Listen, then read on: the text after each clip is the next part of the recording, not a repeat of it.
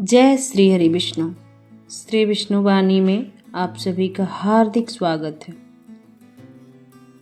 क्या सचमुच भगवान विष्णु के केवल 10 ही अवतार हैं? यदि ऐसा है तो फिर श्रीमद् भागवत महापुराण में उनके 24 अवतारों का वर्णन क्यों मिलता है? यह प्रश्न सदियों से लोगों के मन में उठता रहा है।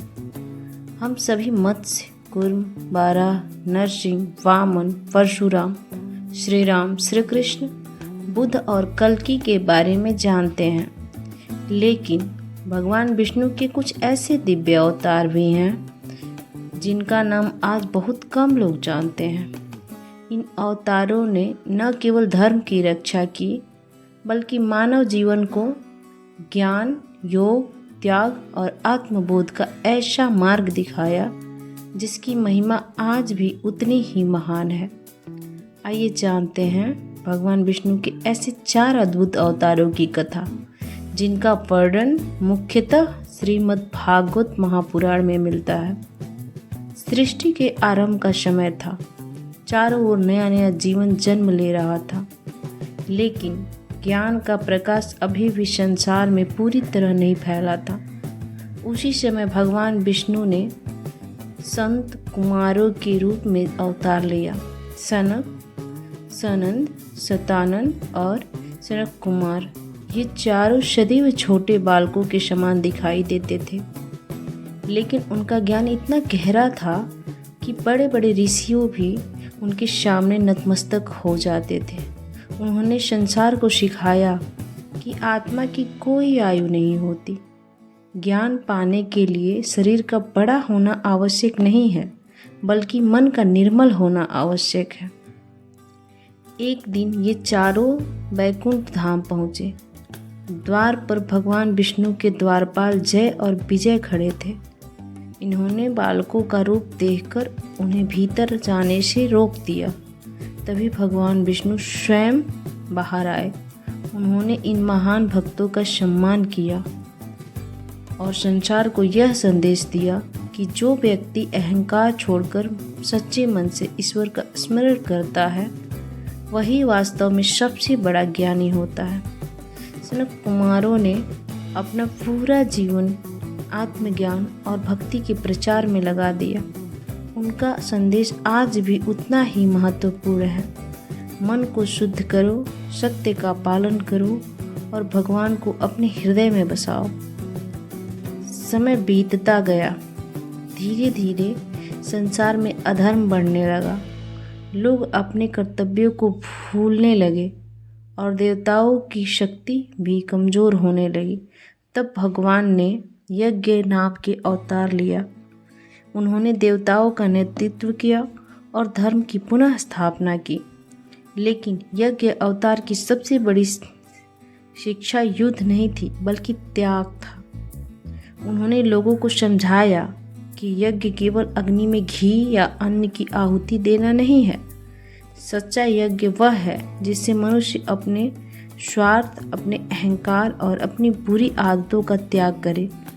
जो व्यक्ति अपने माता पिता की सेवा करता है, जो गरीब की सहायता करता है, जो सत्य और ईमानदारी से अपना कर्तव्य निभाता है, वह पूरा जीवन ही एक महान यज्ञ बनाता है।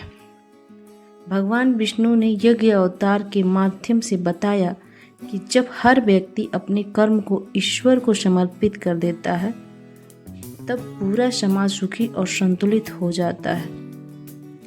इसके बाद भगवान विष्णु ने एक और अद्भुत अवतार लिया, दत्तात्रेय। उनका जन्म महर्षि अत्रि और माता अनसुईया की कठोर तपस्या के फल स्वरूप हुआ था। दत्तात्रेय केवल एक ऋषि नहीं थे, बल्कि योग, वैराग्य और आत्मज्ञान की जीवित मूर्ति थे। उनकी सबसे अनोखी बात यह थी कि उन्होंने पूरी प्रकृति को अपना गुरु माना। उन्होंने कहा कि मेरे 24 गुरु हैं। पृथ्वी से उन्होंने धैर्य सीखा, जल से पवित्रता, अग्नि से तेज, वायु से स्वतंत्रता, आकाश से विशालता, सूर्य ने निस्वार्थ सेवा और चंद्रमा ने यह शिक्षा दी कि बदलते रूप के बावजूद आत्मा सदा एक समान रहती है। मधुमक्खी से उन्होंने परिश्रम सीखा, समुद्र से गंभीरता, अजगर से संतोष। उनका कहना था कि सीखना चाहते हैं तो उनके लिए संसार का प्रत्येक जीव, प्रत्येक तत्व गुरु बन सकता है। दत्तात्रेय ने लोगों को सिखाया कि सुख और दुख में दोनों क्षणिक है। मनुष्य को बाहरी वस्तुओं से अधिक अपने भीतर के आत्मा और परमात्मा को पहचानने का प्रयास करना चाहिए। आज भी उनके उपदेश योग और अध्यात्म के मार्ग पर चलने वालों के लिए प्रेरणा का स्रोत बन जाता है। कुछ समय बाद संसार में फिर एक नई आवश्यकता उत्पन्न हुई। राजाओं में अहंकार बढ़ने लगा। लोग सत्ता और धन को ही जीवन का सबसे बड़ा लक्ष्य मानने लगे। तब भगवान विष्णु ने ऋषभ देव के रूप में अवतार लिया। ऋषभ देव पहले एक आदर्श राजा बनकर दिखाए। उन्होंने न्याय, दया, धर्म के आधार पर राज्य चलाया। उनकी प्रजा सुखी थी और राज्य में शांति थी। लेकिन कुछ समय बाद उन्होंने सबको चौंका दिया। उन्होंने अपना विशाल राज्य अपने पुत्र भरत को सौंप दिया और स्वयं वन की ओर चले गए। उन्होंने साधारण वस्त्र धारण किए और तपस्या का मार्ग अपना लिया। लोग आश्चर्यचकित थे। जिनके पास सब कुछ था वे सब कुछ छोड़कर चले क्यों गए?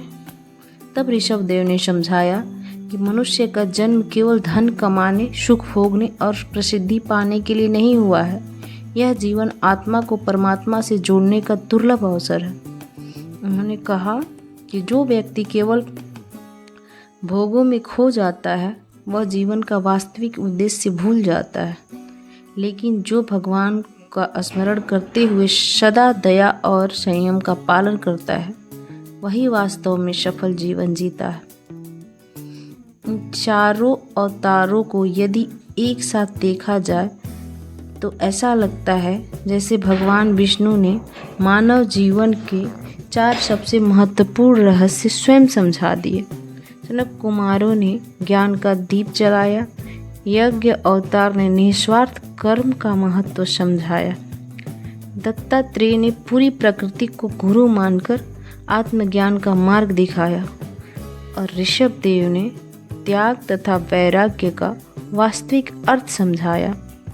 शायद इसी कारण है कि भागवत पुराण में भगवान विष्णु के इन अवतारों को अत्यंत महत्वपूर्ण माना गया है।